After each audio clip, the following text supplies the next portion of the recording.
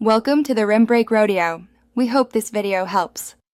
You're starting by opening Settings and locating Lock Screen or Security. That gets you into the right menu fast. Once done, make sure your battery is above 10% and that you know the current PIN, pattern, or biometric. The phone often asks to confirm it. You do this for security. The device protects account access. Now tap the lock screen option shown. Proceed to change password, passcode, or screen lock type so you can begin the update. Next, you choose the new lock type and decide why one is better for you.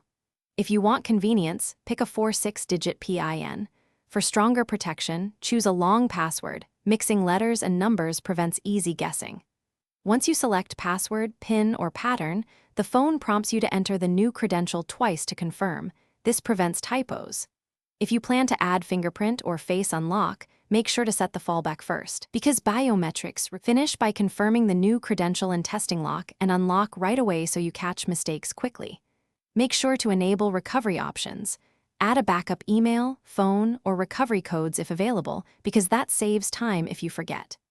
If the phone rejects the new code, retrace steps and re-enter carefully. If you get locked out, use the device recovery flow or backup codes.